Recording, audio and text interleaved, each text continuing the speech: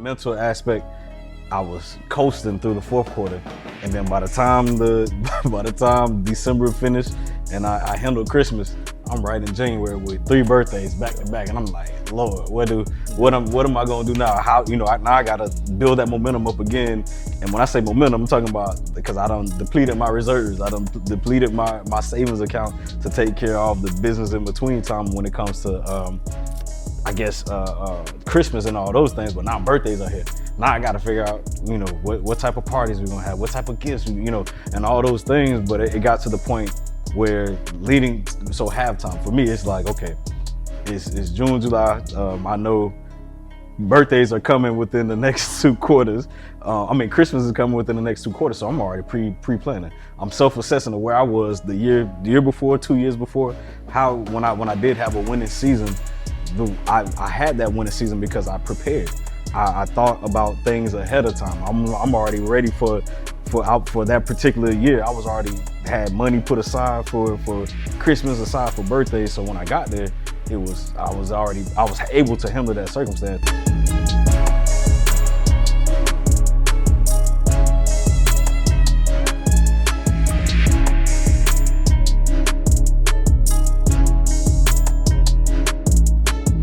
Welcome world, welcome family to another episode of the EL2A Podcast. I'm your host, Jamie Gilmore Jr. To right, we got Mr. Military Man, Mr. Miles McConico. How you feeling today, bro? I'm 10 today. 10 today, I love it, man. Great hit. To the right of him, got the Rocket. Hold on, before I even get into this, the highest 7 hills. I just seen something today that FAMU just became the number 81. They broke the top 100 in the public universities. Clap it up for the Rocket, man. Get some. Clap it up for the Rocket, all right? So FAMU just jumped into the top 100. That's pretty prestigious. How you feel about that, the Rocket? You say prestige, you say that the highest of the 7 hills, man. I'm up there. Yes, sir. Mr. Yeah, Eddie pretty Rocker. good. Mr. Eddie Rocker. How you doing today, brother? I'm pretty good, bro. I'm a 10, bro. Today's been a good day, man. I love it. You doing it right there? Let's ask him. Thank you, man. I appreciate you. Y'all learning, man. Let's ask him. Y'all learning. I'm doing great, man. 10 as well. Just glad to be here, man. One thing I noticed, and we're going to talk about it today, man, that we are coming upon the fourth quarter. And one thing about, being an athlete, being a former athlete, once athlete, always athlete, being an athlete, the fourth quarter had a big significance to us. We're going to talk a little bit about that today. Before we get into it, like, subscribe, and comment. Stop what you're doing. Make sure you like, subscribe, and comment. Make sure that you are being the person that you need to be, doing the things that you need to do, and just taking care of yourself. All right, so fourth quarter, a lot of things happen in the fourth quarter, and that's a conversation I want to have today. So let's get into it. So when you think of the fourth quarter, fellas, what comes to, let's start there, man, because I'm gonna go into what I gotta say. When you just hear fourth quarter, what instantly comes to your mind? Either one of y'all. Well, Rocky, you shaking your head. Buckle up, man. Yeah, a lot of times it's funny. So now this bringing back childhood memories. If Miss Gilmore was on the stage, she'll be talking trash right now. Because remember the story she used to say, I'll wait to the final, them final couple weeks, so to speak. So the fourth quarter within school to want to turn in my work and do what I'm supposed to do. But that's what kind of, from going from grade school to transitioning to football, man. It's just when you at the end of the third quarter, you throw up your fours, and that's saying something. Give it all that you got, So I think for most people, for me, I think most people got that mindset. Like you people that have businesses, they always talk about it. And we're coming up in the fourth quarter. Let's get the best out of it that we can, whether it's sales or whatever the case may be. Everybody trying to go hard in order to start the beginning of that next year, on top. So yeah, and it's funny, just even to the point you're making, even when you think about the fourth quarter, because in sports it is like emphasized as, okay, this is it. You get what I'm saying? And then at the end of the game, we got one more quarter left. So some people set themselves up in the first 3 quarters to where they gave it all to now they're in the fourth quarter and they're at the advantage. They're in a better position than they thought they would. And even in the football analogy, some people, they'll put their second string in and the starters get to sit on the bench. But it still should be emphasized that even in that situation that the people that's coming in, they still got to give it their all. So the question that I have that it makes me think about, why do you think, even so to the person that's thinking, okay, I've done what I'm supposed to do at this point, why do I still got to give them all in my fourth quarter? I already took my foot, from the first to the second to the third. I accomplished everything. I exceeded my goals, and now I sit here in the fourth quarter. Now I can just coast to the finish line because I'm here. What would y'all say to that person that has that mentality that I can coast because I already reached everything when the fourth quarter is upon them? Fourth quarter is it's a the fourth quarter is a test of everything leading up. Obviously, first, second, and third quarters preceded, but the fourth quarter is going to show exactly your efforts, your game plan. It's going to let you know if that's if it was working or if it's pushing you in the right direction. Fourth quarters when you can make those last minute decisions or alterations to the plan if need be. If you see in the first 3 quarters leading up that some things just not working out a certain way or shaky, then you make that final alteration as you head into the fourth and finish with zeal and energy. But to the person who thinks that when you're in the fourth you can coast, again, with what I just said, that's your testing period. That's the time where you really need to be looking at everything that you've done up until that point to make sure everything is tight, everything is where it should be, everything is functioning how it should be. And then that should give you the confidence to finish the rest of the way out with full strength. If you need to adjust or make any type of alterations, that's when you do it. And then still you finish strong out throughout the rest of it. So there's never a point in time where you can coast, because if you check your systems, you analyze what you've been doing and it's working, then you have to go finish that time period out. There's no time for it. Yeah. And go ahead. And I was about to say, just to add to that, so when you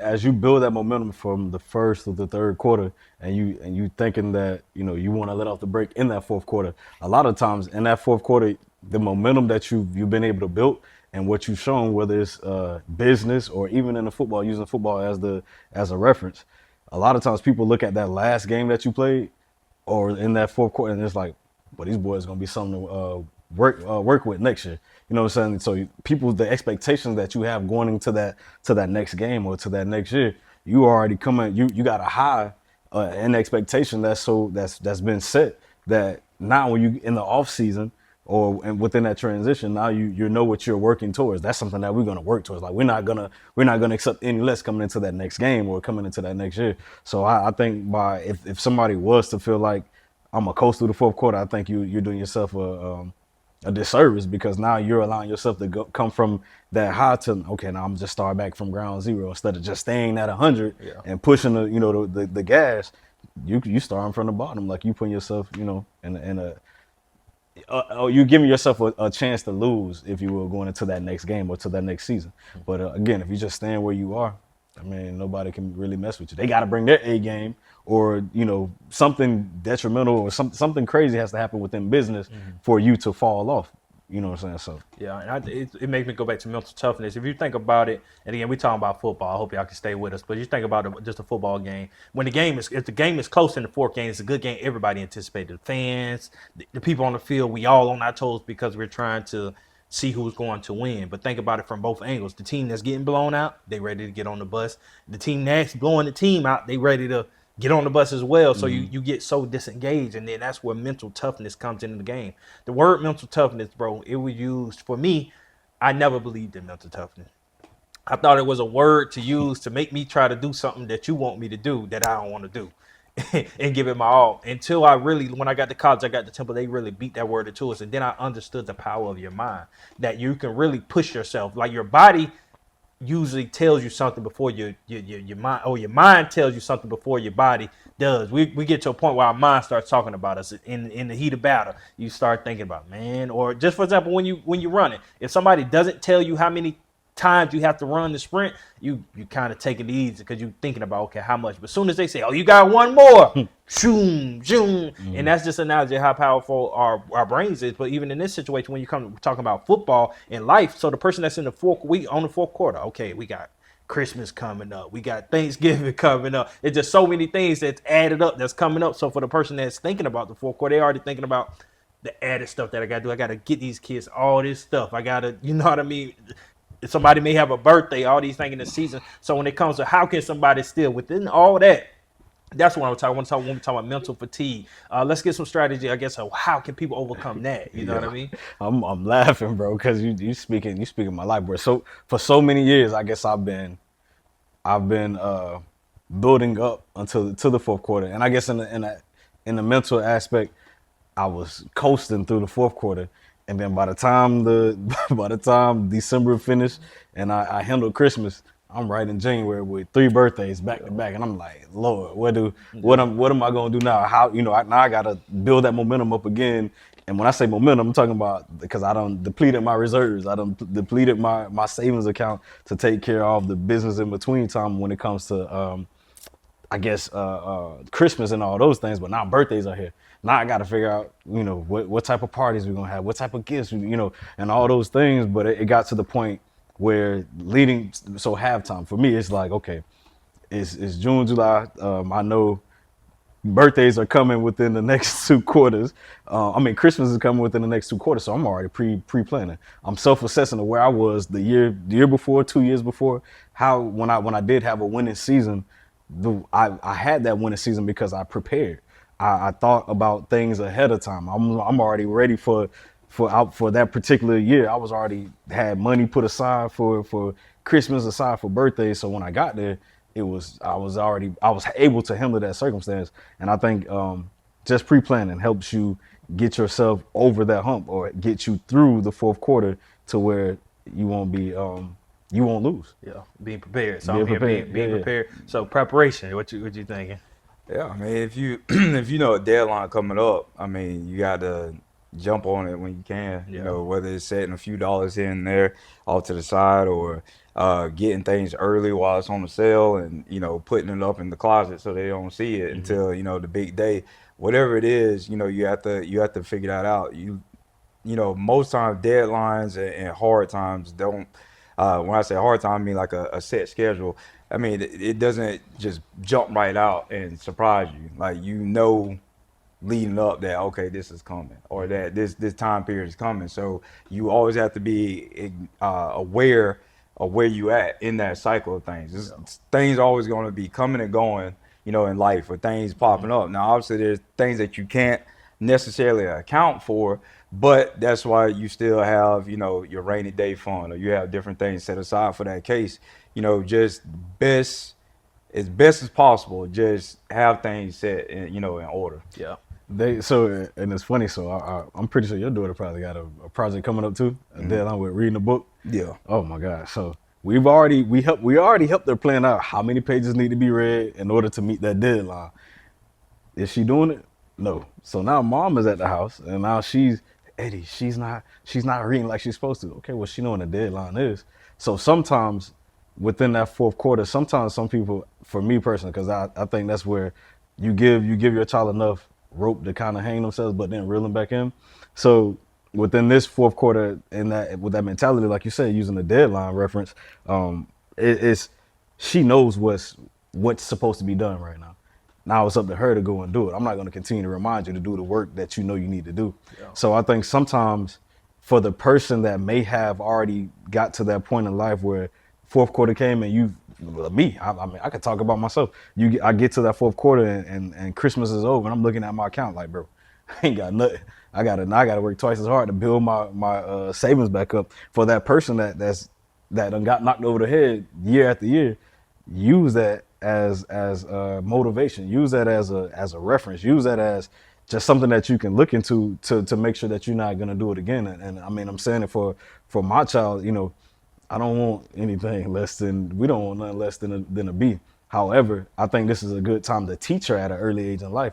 Okay, well, this was coming. That deadline was coming, and we helped you prepare to get over that. We've told you what needed to be done, how many pages, and how you need to do those assignments. So now going forward, if something happened, well, if the grade not what it is in that class that we wanted to be, okay, now you're gonna have to be held accountable for that grade.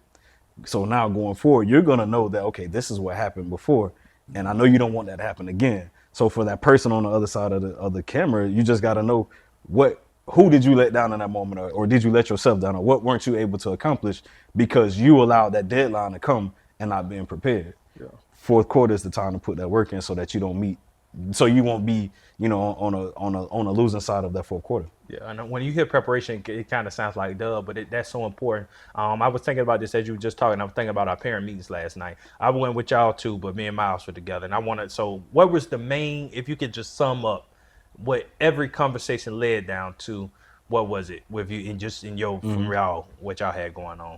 I mean, most of the time, me personally, from basically what I was able to take away, is just the kids. It's the kids not doing what they were supposed to do. That they know that being prepared, Yeah. being prepared, and they know like, oh, he doesn't clean his work, he doesn't clean his room, or he doesn't do his homework. But it's like, bro, you know this is coming.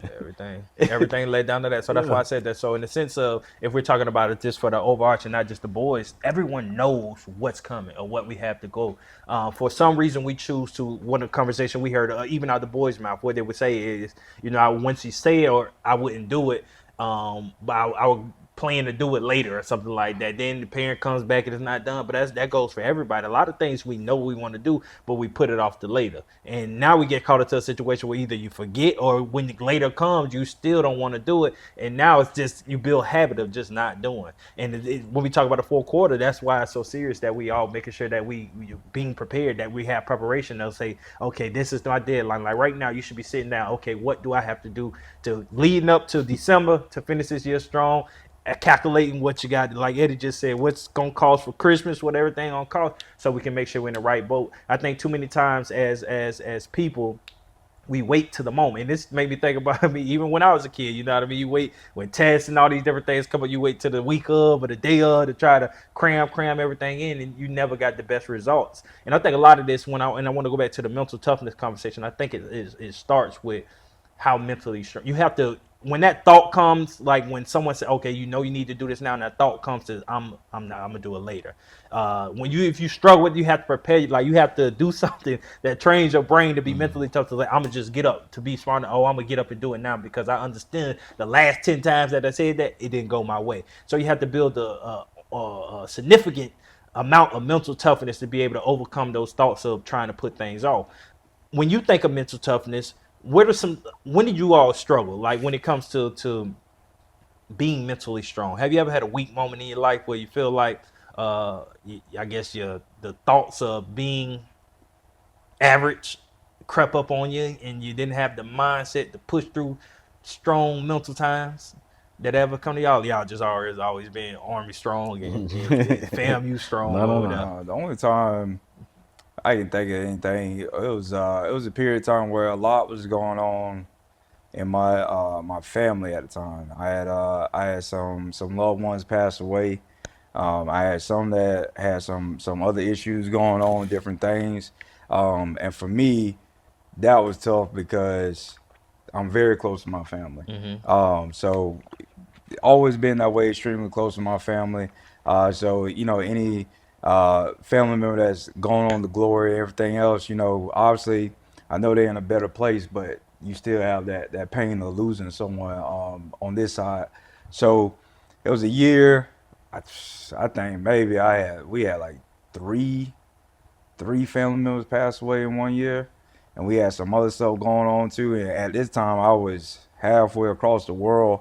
So just with the combination of those things, those factors, and then the time difference, so for me, it's 5 a.m, but it's it's lunchtime over here, and I'm getting calls 4 a.m, 5 a.m, rarely ever any good news, things like that. And I still, I'm an NCR. I have soldiers. I have men I have to be accountable for when I get up. So you gotta get up, brush it off, and be ready to lead effectively. And dealing with all that goes on with the military. But I will say, same time though, strong support system. My unit at the time, they understood, because all of us had to deal with it at some point. All of us, away from home. So it, just being there for one another when it's unfortunately your time to go through it. And that's why it's so important too to make sure that you help others out when they're going through it during those periods. But I would say during that was probably the most trying time. And it was more so because of the space between, myself and my loved ones. I couldn't just jump in the car and make sure they straight. Yeah. So I would say that probably took the biggest toll on me during that that time period. I mean, it was like a year and a half stretch, but I mean, but God, I mean, I made it through. So Yeah, I was going to ask. So how? So for the person that may be going through something, similar or mental is not in the right place, and they're trying to figure a way to shake back in a better sense. I mean, for lack of better words. But for you, how did you get that back? Like, how did you get to the grips of to come to be able to deal with those things that you were struggling with? Biggest thing, I knew my usual ways of dealing with it, being with my family, wasn't an option. So I just let it out. I found my hobbies, lifting weights, going to the gym. We have in Hawaii at the time, we had 24-hour gyms that were in our working spaces. So, at any time, it just, the emotions running too high, I'm just feeling down or whatever. I'm like, look, man, my loved ones are in a better place. They wouldn't want me sitting around here moping, in my apartment. So, get up, go do something. So I get up, do things I enjoy, walking, going to the beach, swimming, exercising. And if I felt like I need to let it out, cry or whatever, then let it out. Yeah. But other than that, talking to my close support group, friends, family, coworkers, and then just praying, praying and just really leaning on my faith during that time period, and slowly but surely, each and every day you come more and more out of it, and then now you just like you can breathe. It doesn't hold you captive anymore. Yeah, I had a crazy I don't know if I shared this on it before. I had a crazy mental time when I went up to school in Philly, and things weren't going my way, man. Obviously, with playing and different things. So that stuff play on your mental life, especially when you come from a space you're used to excelling in the sport, and you get up there and you're not. So your same point, I'm so far away from my family. I'm only seeing my mom and dad 1-2 times a year, you know what I mean? So it was playing a lot on like, why am I here? You know what I mean? Why should I be, I can go back home for this, or I can go somewhere else. So it was the mental, I had to start playing that mental game of that, why am I here? Also knowing why I'm here to get my degree, you know what I mean? But also knowing that it ain't really, I want to be on the field playing. And that took me, I was in a little rut for a minute, bro, because it really played on me, especially going into when you have to go back to the space every day. So the space that is causing that feeling, you have to walk into it every day. And that played a lot on me, man. I think, too, come out of that, one of the biggest things, to your point, the people I had around me, I had a good group of teammates that I was able to, when it got to that point, because a lot of them, I wouldn't tell it, then I had to start talking to them about it. I had to like, all right, bro, this.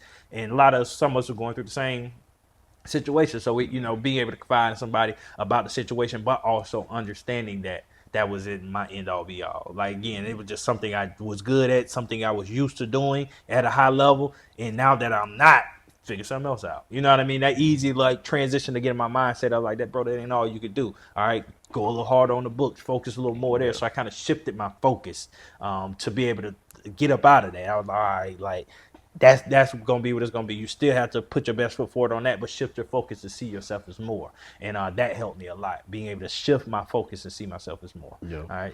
Yeah. Nah. So just thinking about it, there are different points in our lives, but I sit and think about it on a day-to-day basis, bro. As a father that's trying to, father, mother, whatever, but speaking from a man's standpoint, from a father standpoint, bro, there's so much of trying to push forward, trying to do the right thing and give my family the lifestyle that they want all through the year, no matter what. And then, there are different things that I do to try to bring income in the house. So trying to support the family the best way that I can. I even remember back in 2015, Naya probably was 3. Yeah, she was 3. And I remember, Mom was like, I was working at Cone Distributing, and she was like, and the hours that I had to work, I wasn't really able to be there as much as I needed to be. But she was like, what she said was, well, baby, I know it's giving you the money that you need to take care of, you and your child, but maybe you need to. Basically, she was trying to get me to think that I will find another way to make money and spend time with my daughter at that time.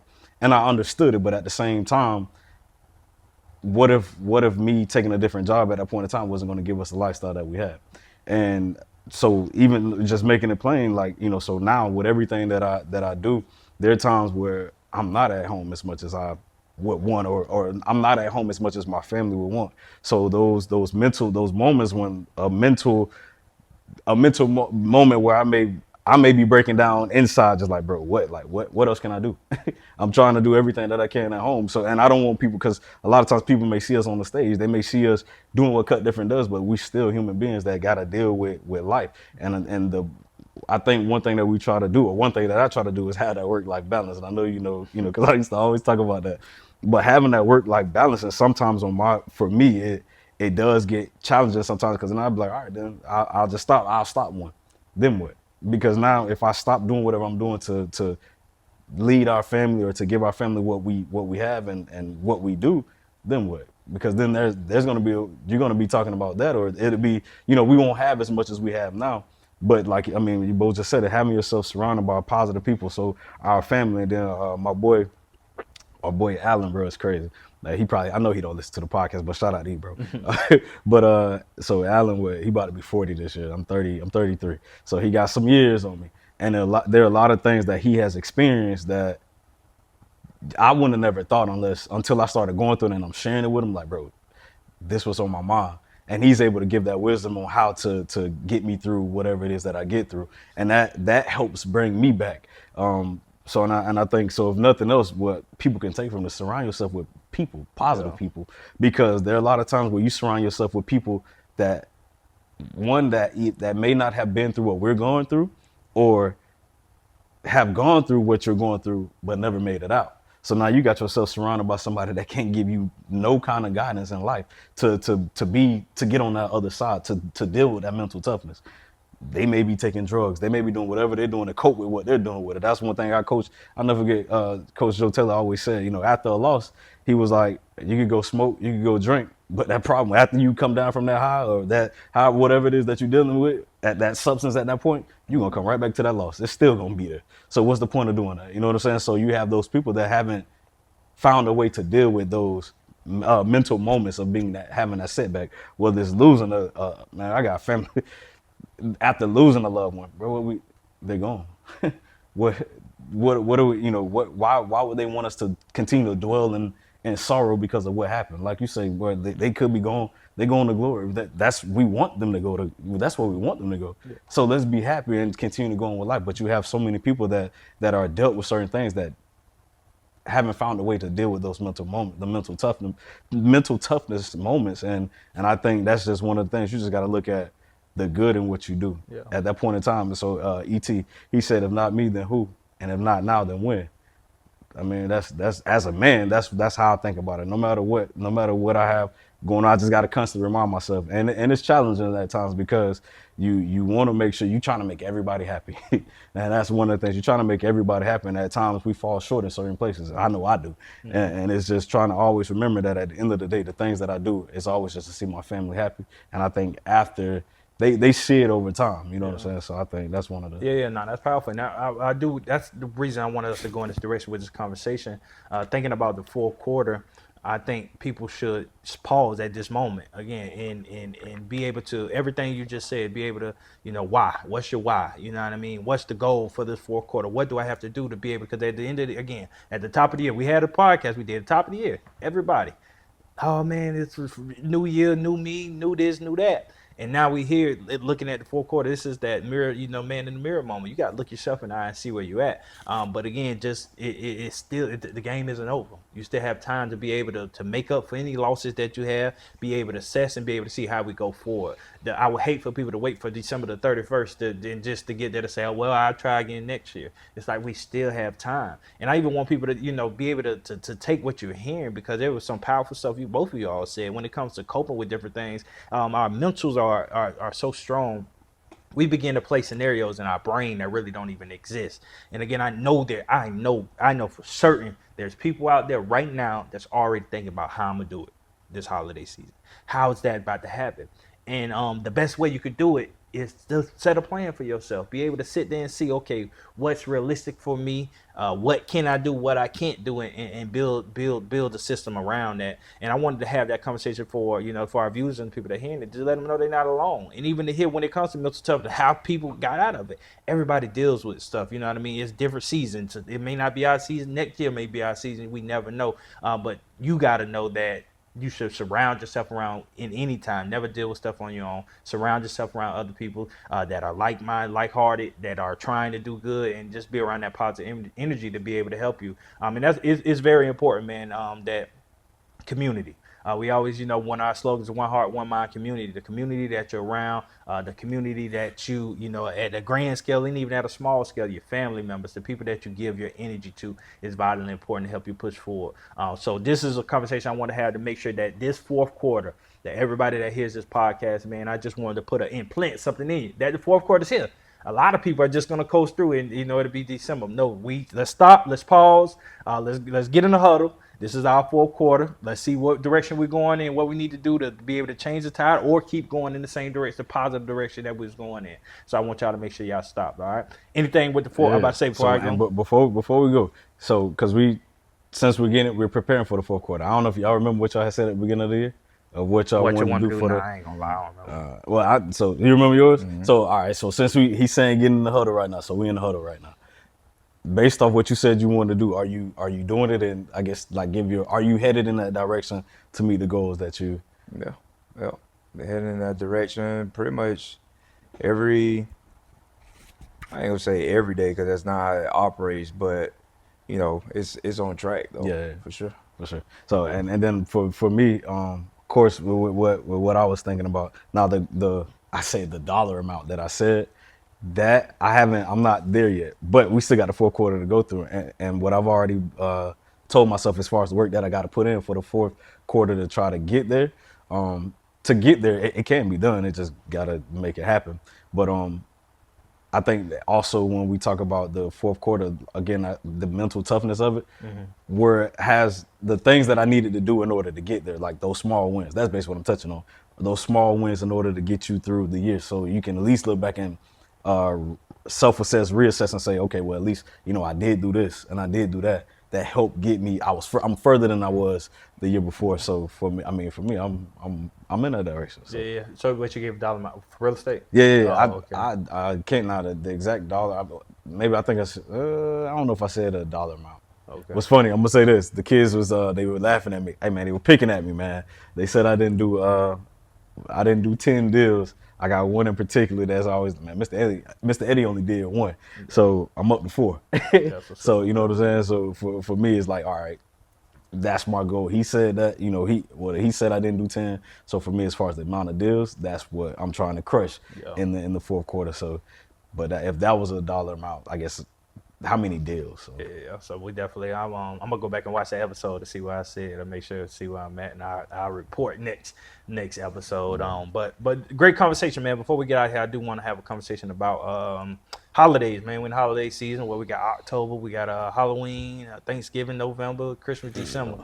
What's your favorite holiday, fellas? What's your favorite holiday? Why?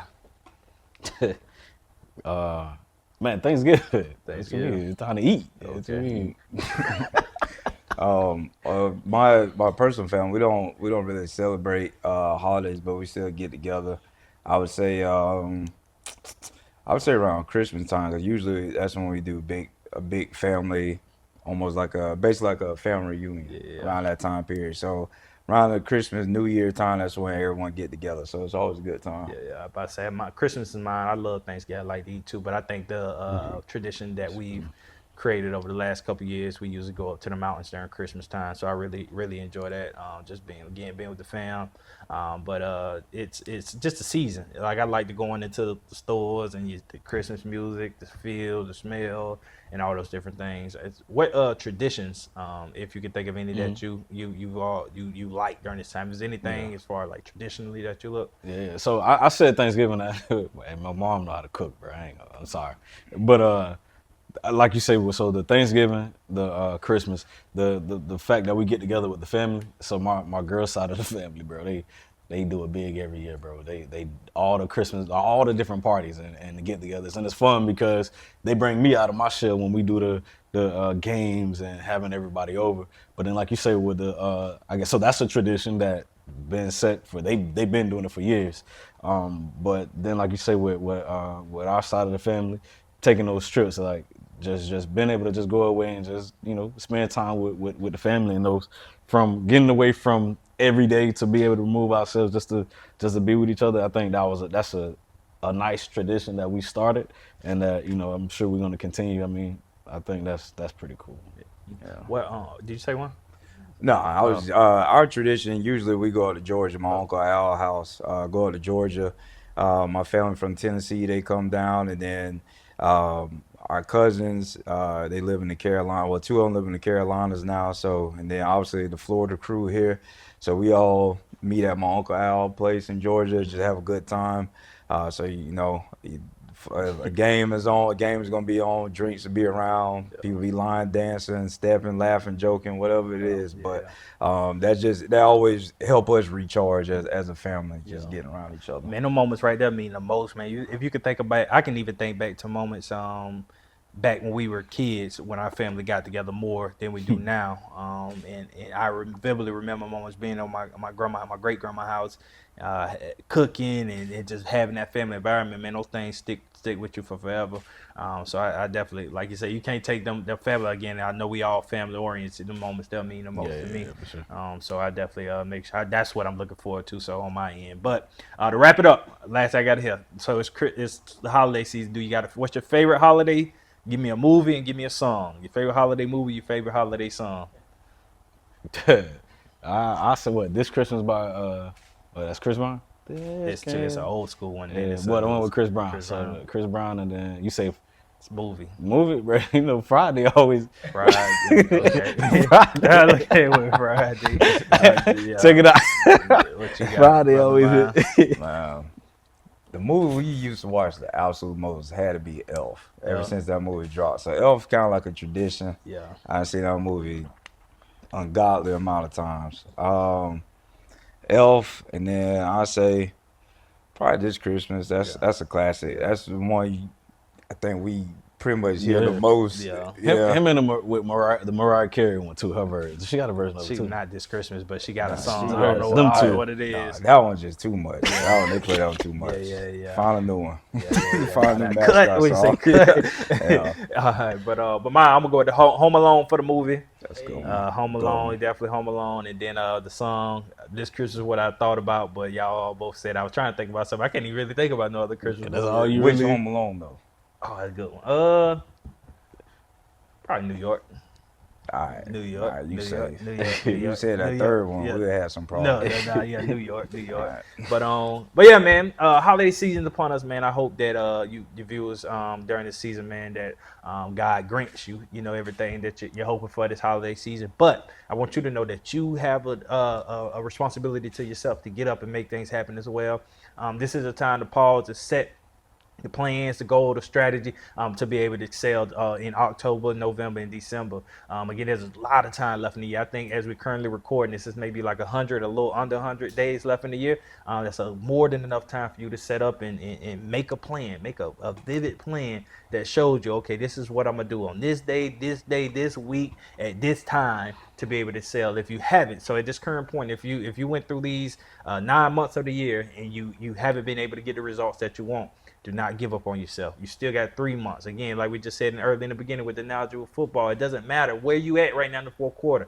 The energy that you take into this quarter is going to take you into 2025. It's crazy that I even just said that. All right, so 2025 is what you do now is determining how your 2025 is going to go. We got to stop with the mentality of thinking that we can just get to a new year and the new year, new me. It's like what you did the year before counts and it matters to go into this year. So be able to turn the tide right now. Make sure you're doing the things you need to do. You got it in you because God put it there. You just got to bring it out. All right. So 2025. 2024 still, fourth quarter. Make sure we get it in. All right, fellas, y'all got anything else before we get up out of here? Y'all good? All right, man. So like, subscribe, and comment. All right, right now, make sure you like, subscribe, and comment. Again, again, we are in Q4 2024. If you haven't, you went this whole year, you ain't subscribed yet, you already failing us already. So make sure you hit that subscribe button. This next month, man, we're gonna turn it up. We're gonna have a lot of powerful guests next month. I already got some lined up, so I can't wait to bring those guests on and be able to take this to the higher height. We got goals for Q4 for the EL2A Podcast. You're gonna set some goals, and we're gonna keep going to higher heights. All right, we're gonna see y'all next time. Yes, sir.